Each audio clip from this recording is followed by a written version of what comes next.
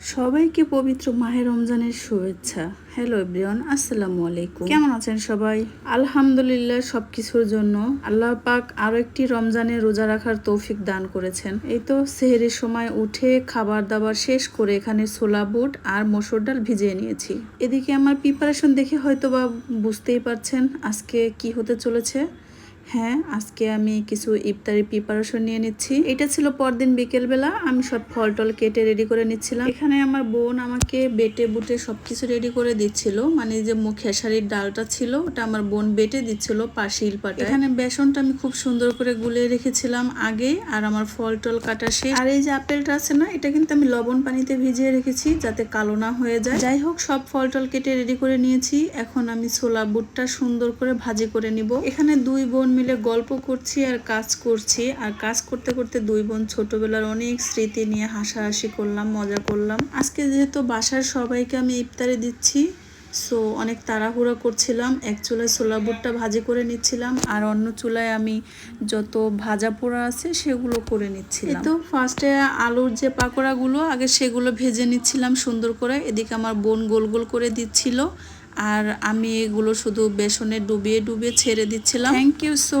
Much বোন, আমাকে এত এত হেল্প করার জন্য। তো আলুর চপটা ভাজার পরে এরপরে বেগুনি ভেজে নিচ্ছিলাম, আর বেগুনিটা ভাজার পরে আরেকদিকে পেঁয়াজুর জন্য আমি পেঁয়াজুর ডাল আর পেঁয়াজ কাঁচামরিচ দিয়ে মশলাপাতি দিয়ে রেডি করে নিচ্ছিলাম। আলুর চপ আর বেগুনি ভাজা শেষ। এখন আমি পেঁয়াজগুলো খুব সুন্দর করে ভেজে নিব। এই পেঁয়াজুটা কার কার পছন্দ কমেন্ট করে জানাতে পারেন। আমার কিন্তু অনেক পছন্দ এই পেঁয়াজুটা।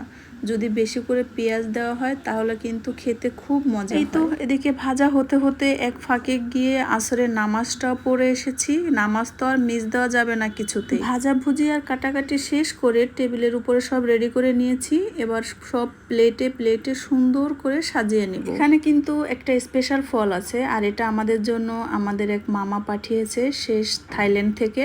থ্যাংক ইউ সো মাচ মামা, এত দূরে থেকে আমাদের জন্য এত কষ্ট করে পাঠিয়েছেন। এই তো এদিকে আমি আর আমার বোন সবকিছু সুন্দর করে গুছিয়ে নিচ্ছিলাম, আর আমার হাজবেন্ডকে বলছিলাম একটু ভিডিও করে দেওয়ার জন্য। সবকিছু সবাইকে দিয়ে চলে এসেছি। এখন ইফতারের টাইম হয়ে গিয়েছে, আমরা ইফতারটা করে নিব। ইফতারের আগে আমার হাজবেন্ড বলেছিল কিছু মিক্সড ফ্রুটের একটা জুস খাবে, তো এজন্য আমি কিছু কিছু ফল উঠিয়ে রেখেছি, ওকে একটা জুস বানিয়ে দিব।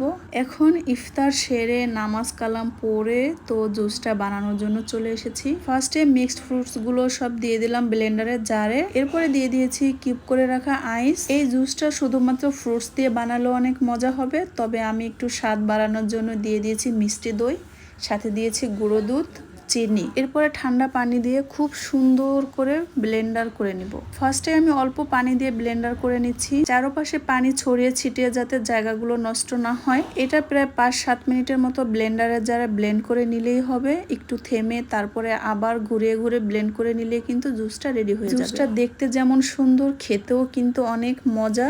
তবে আপনারা চাইলে বাসায় থাকা যে কোনো ফ্রুটস দিয়ে কিন্তু এই জুসটা বানিয়ে নিতে পারেন। তো জুসের ফাইনাল কালার দেখতে যেমন সুন্দর হয়েছে, খেতেও কিন্তু অসম্ভব মজার হয়েছে। আজকের জন্য এই পর্যন্তই। সবাই ভালো থাকেন, সুস্থ থাকেন, আমাদের জন্য দোয়া করবেন। আল্লাহ হাফেজ।